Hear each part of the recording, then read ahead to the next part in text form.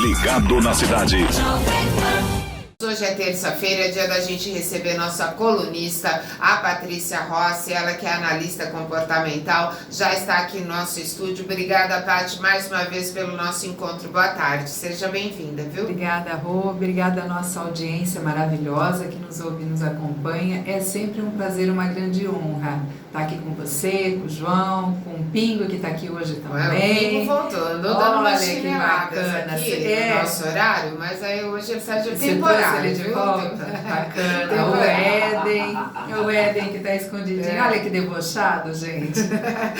Tem que ser o Pingo, né? A gente vai falar de paternidade e comportamentos, né, Patrícia? Que tema bacana.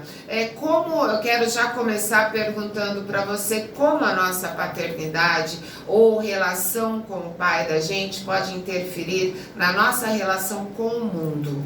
É uma pergunta bem extraordinária, Rô, porque na realidade a nossa paternidade, a nossa criação, a forma com que nós nos relacionamos com nossos pais, e hoje a gente vai falar da relação com o pai, né, com o masculino, ela vai ditar como você vai se relacionar com toda e qualquer situação. É assim, vamos colocar dessa forma. Funciona assim. Se você teve um bom relacionamento, ou se você tem um bom relacionamento com o seu pai, você vai ter um bom relacionamento com Deus e com as lideranças. Como é que é interessante esse processo? Agora, se você não tem um bom relacionamento com o seu pai, como que eu vou ter uma relação com Deus? Então, isso faz o quê? Faz com que exista uma distância, uma ruptura da forma com que você vai se relacionar com Deus. A pessoa vai se relacionar? Vai, mas existe aí um trabalho a ser feito, né? Porque já existiu essa ruptura no início da paternidade, da ligação com o seu pai. Eu consegui me fazer claro? Não, deu para entender, mas como que a gente trabalha esse tema, esse comportamento, né, em relação ao nosso pai, com uma criança, por exemplo, para que ela entenda tudo isso, Paty? Deixando muito claro o espaço que o pai ocupa. Tem uma forma que a gente fala de comunicação não violenta com a criança, que é extremamente importante. Primeiro, se o pai é ausente, você tem que deixar claro o porquê o pai está ausente. Sim. E deixar muito claro que a ausência do pai não está diretamente ligada à criança. Porque o que acontece? Quando existe uma ruptura no relacionamento, que o pai vai embora e a criança é pequena, a criança tende a acreditar que essa ruptura se deu por conta dela. Porque no universo dela, tudo gira em torno dela. Então, se houve a ausência do pai nesse momento, ela acredita sinceramente que essa ausência se deu por causa dela. Por isso que tem que deixar muito claro o que está acontecendo. E a gente se comete um grande equívoco quando se fala que a criança não entende o que está sendo falado. A criança entende de uma forma, com uma sensibilidade que muitas vezes a gente não consegue entender e nem sentir. Sim. Agora, como que você trabalha? Você sendo pai, como é que você corrige o seu filho de uma forma não violenta? Se você chega, sua criança, seu filho até 10, 11, 12 anos, que está começando a entrar no início da pré-adolescência, ou até quando é menor, se seu filho está fazendo algo errado, você puxa ele e obriga ele a olhar para você e fala alto com essa criança ela não vai ter um entendimento daquilo que você está falando. Ela não vai entender o que você está dizendo. Ela ouve, mas não entende. Porque Sim. O que fica claro e notório para ela é a linguagem da violência. É toda a linguagem corporal. Entendi. É a forma agressiva que o pai está se relacionando com ela. Se ele quer que realmente a criança entenda e para de fazer aquilo que ela está fazendo, ele tem que falar num outro canal de uma outra forma. Ele tem que descer na altura dela e olhar no olho dela e falar pausadamente, num tom abaixo do que ela estava falando. Porque aí a criança ela vai parar e ela vai conseguir entender o que está sendo dito.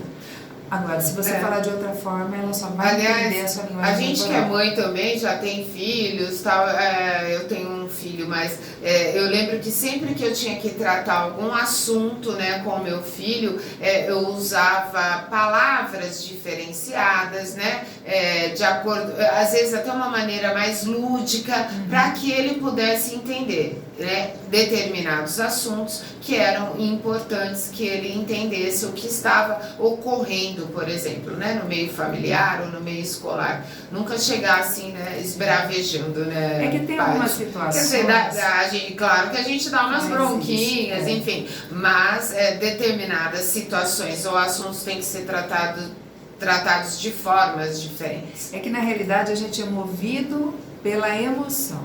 A gente esquece de trabalhar, né? Recebe, tem o sentimento e trabalha a emoção, que nós falamos na semana anterior.